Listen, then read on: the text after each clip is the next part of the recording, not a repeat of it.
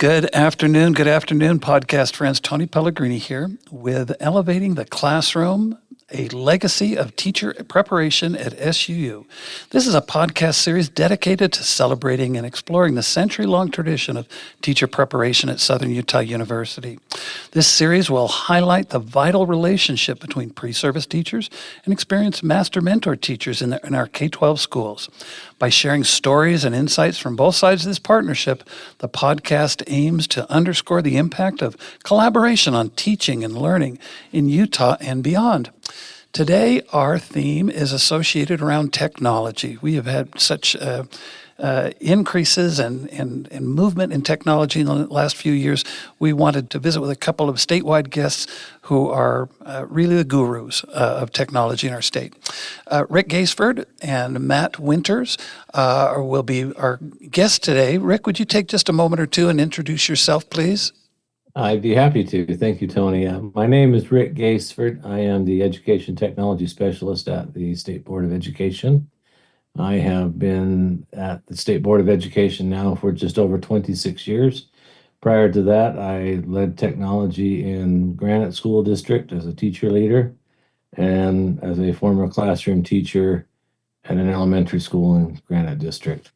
That's fantastic. That is exciting. Matt, tell us a little about yourself, please. Absolutely. Matt Winters, Utah State Board of Education. I'm the AI Education Specialist. Before I was in this role, I was at Utah Education Network as a statewide trainer and started out my career as a higher ed adjunct professor, leading into what my friends like to call the land of bad decisions, meaning being a junior high English teacher.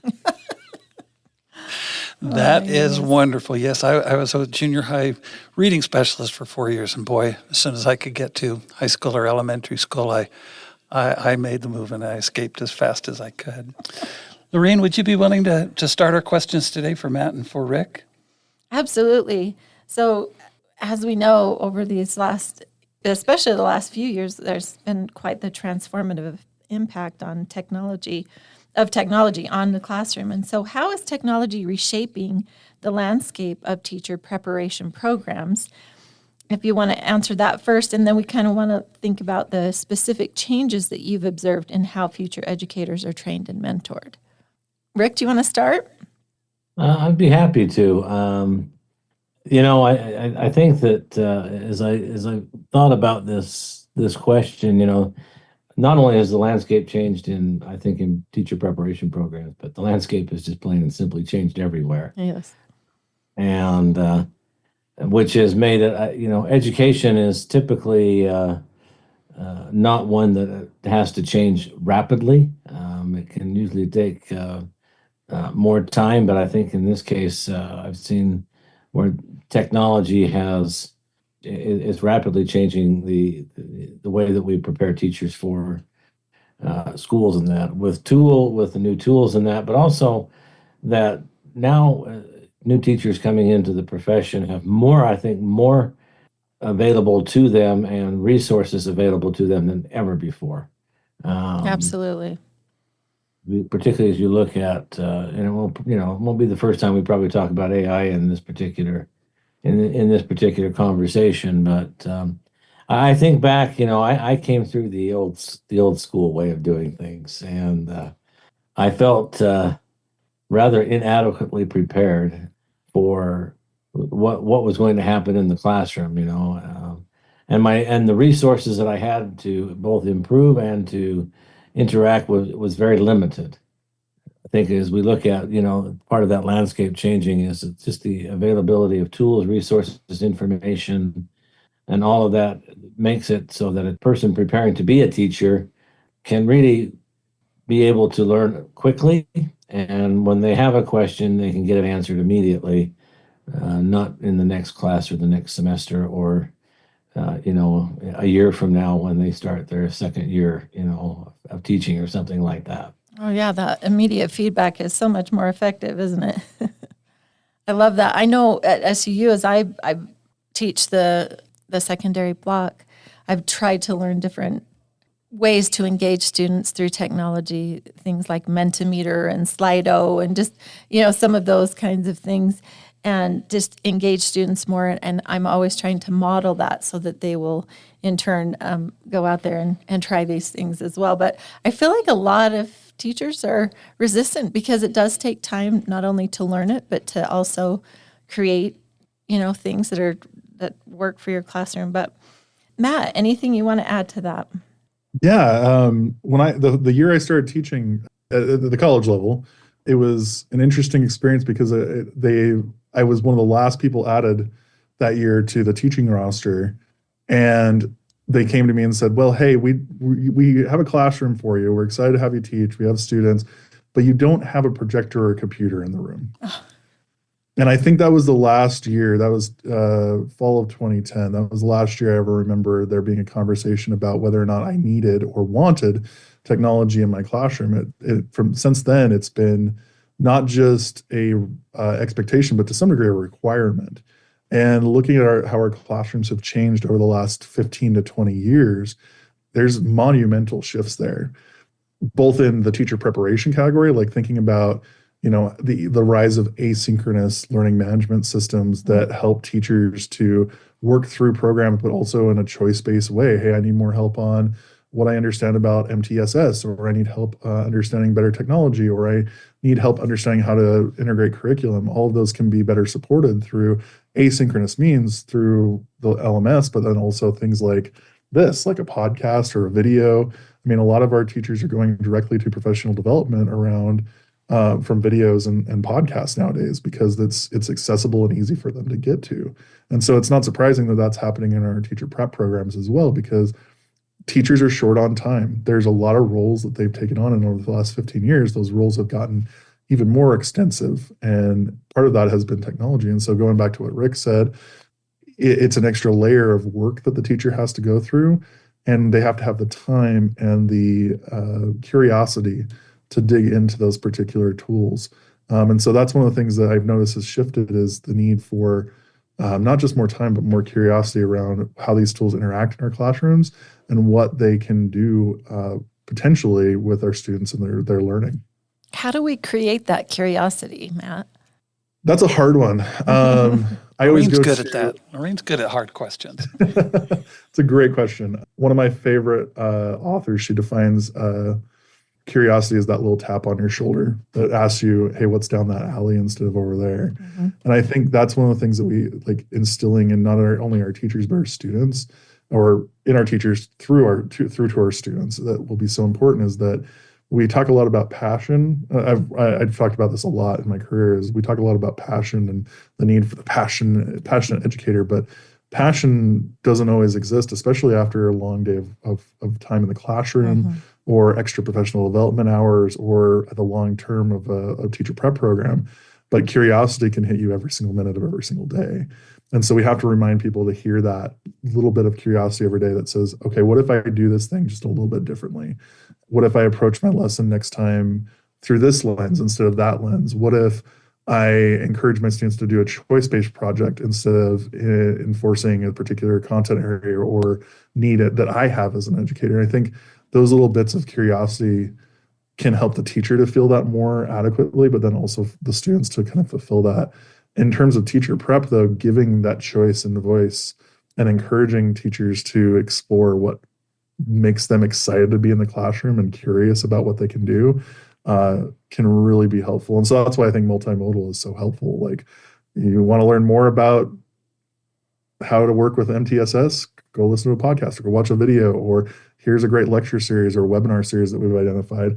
All of those are great acceptable forms of PD, but some of them are overlooked in both teacher prep programs and out in professional development worlds.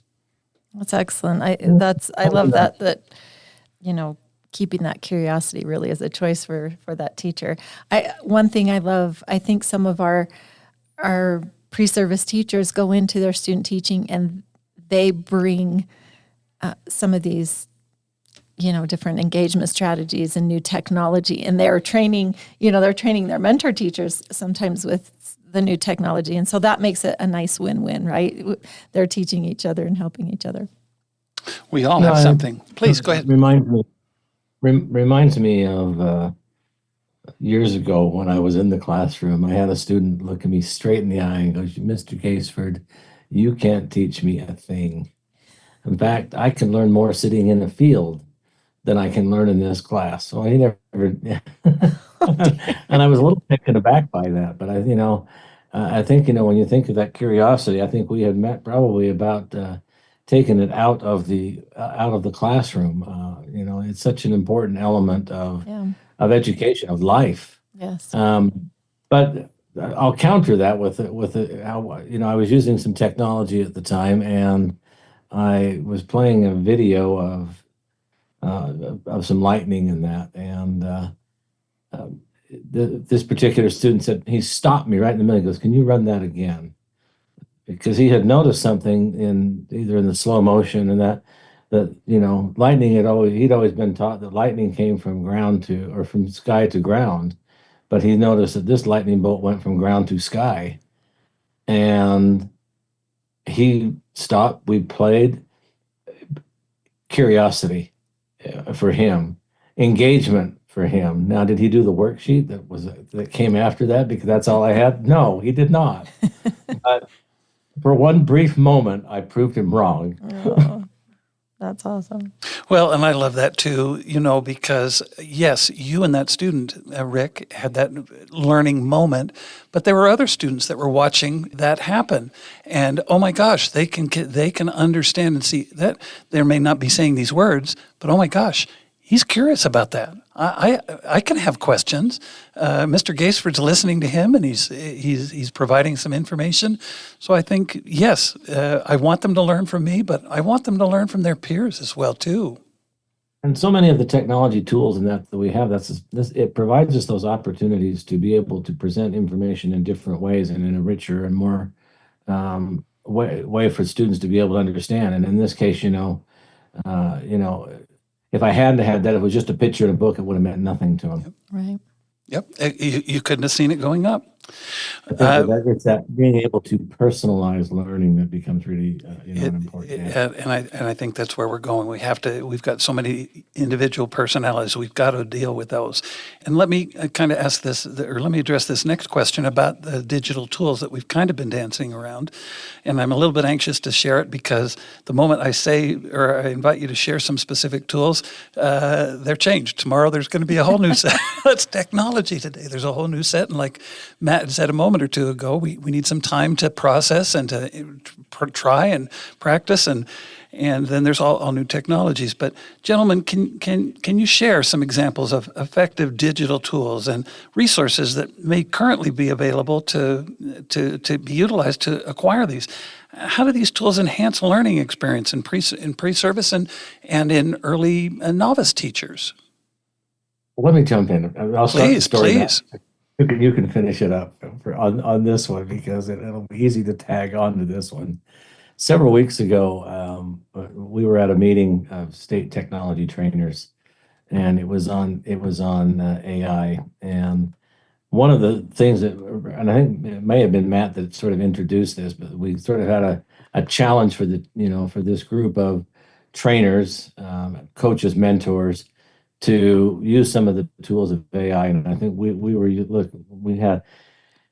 looking at school AI, and I don't know if the other tools were there, but I know school AI was definitely there, which is a newer tool for teachers to be able to help them to navigate the world of AI and that. But what they were given was sort of like an hour or so to be able to put together a unit of study on a particular topic. And I knew that I was not capable of doing it. I didn't have some of the background maybe with the tools and that. But about an hour later, when they shared what they were doing, I was completely blown away by all of the rich resources that they had for a complete unit of study, which included all of the handouts that they might need, presentations that they might need to make, videos that they would have. And it wasn't just, glossy, showy stuff. It was in-depth, knowledge-based and tied to good pedagogy about how to teach students in that particular concept. And that's what's available to our teachers right now. And I think, as colleges of education, they should also be looking at making sure that some of these latest tools and that are available to their students, because they will only help them to be better as as they go into the classroom with greater confidence and good resources to be able to help them. Well, I And then think, with and, Matt will- and I'm sure going to let Matt here, but I just wanted to kind of jump in with what Lorene said just a moment ago. These novice or these pre-service teachers jumping in with some of these schools may really be mentors to senior teachers, to very veteran teachers who are anxious about learning something new. For sure. Anything to add, Matt? Yeah, it was two things. One, I want to put this out on the table too. I think for teacher training, it's very important for us to know this. We always put a delineation line between new and veteran teachers, and I always think about I hear a lot, at least in the community, the newer teachers know the new technologies and the new things that are going on. I've met teachers who are fresh out of teacher training programs that don't know anything about educational technology. For sure. I've met veteran teachers who are some of the best Very at savvy. using Yeah. educational technology. Yeah. I think again, it has less to do with the age, and it has more to do again with the curiosity and the Yes. thought of like, I really want to understand this and figure out what's best for my students. My last principal, who I absolutely love, he always said, anytime I came to him with a crazy new ed tech thing or something I wanted to do, he was like, is it what's best for kids? And if I could justify it underneath that, he was like, go, let's do this. And it was always so rewarding to feel that. So with that said, I also just want to say, like, there's a lot of, one of the things about educational technology, and Rick probably knows this better than I do, and Tony, you probably do as well. There's a lot of fads that come and go. And there's things that come in. There's so many tools that come in under each individual fad. I mean, we're up at probably the tens of thousands of educational technology tools around artificial intelligence. And so what we want to do, it's so important right now, and probably no more important than any other time, to make sure that the tools we use in our classrooms have been checked for data privacy, to make sure that they're being used appropriately, that our teachers understand the smaller segments of what's the purposeful use of the technology behind it. And so as we think about even just let's go with generative AI, because that's my wheelhouse, there's so many tools out there. And so teachers need to understand what are the centered tools that actually are doing the work that we want to see in our classrooms to help with personalized learning, to help with efficiency, to help with creativity and all of the things that we're looking for. And rather than letting them go whole hog out to everything that's out there.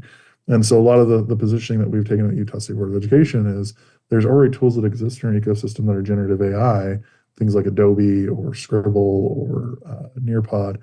And there's other tools that are already gone through data privacy checks. And so we want to make sure that the teachers are using things that are really well vetted, and that our teachers who are going through training understand that that's a part of the process. No one's trying to stifle someone's creativity around using technology, but they want to make sure that you're not, sending data where it shouldn't go or causing problems where they shouldn't be.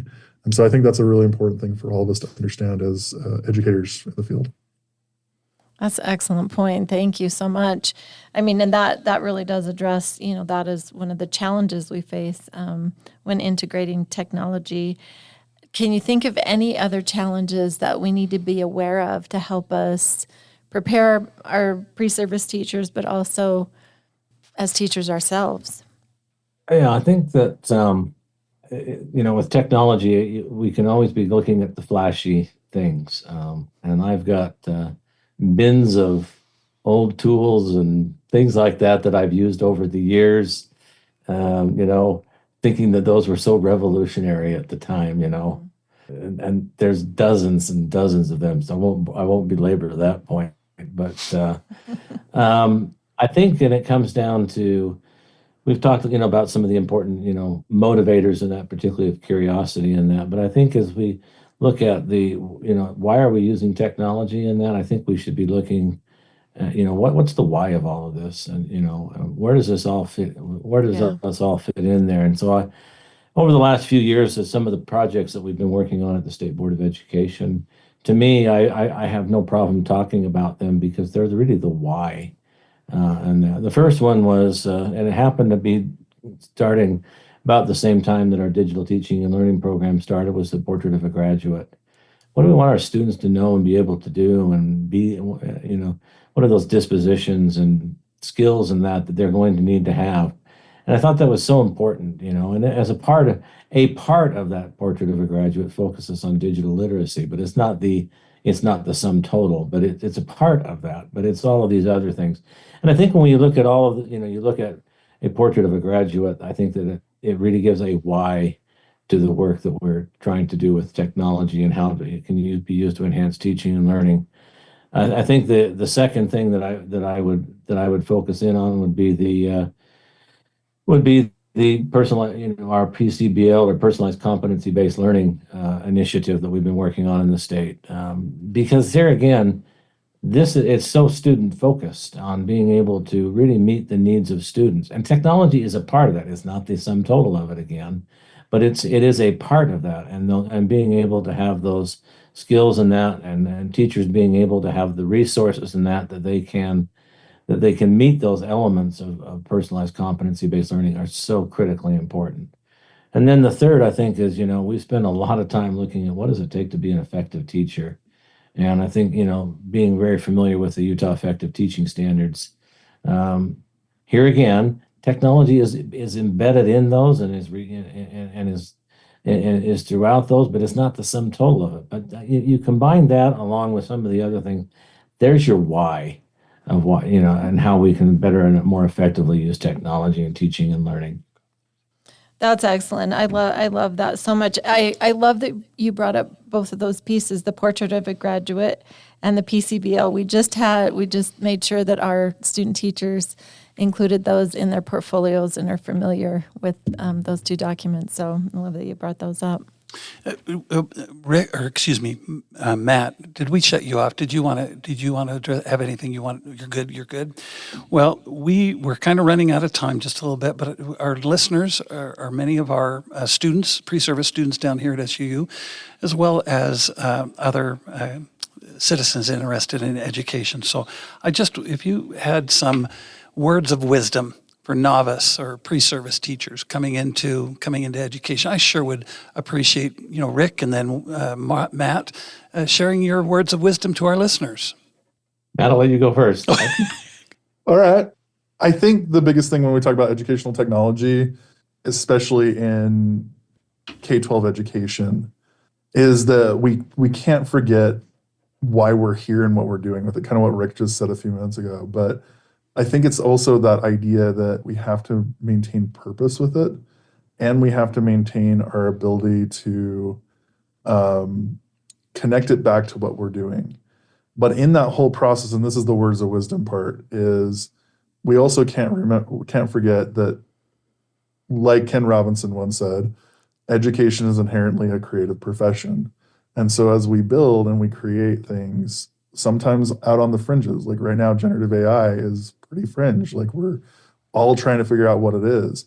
We can't forget that we have to apply creativity to the whole process. And educational technology can be an incredible medium for creativity, allowing us to do things that we've never been able to do in our classrooms.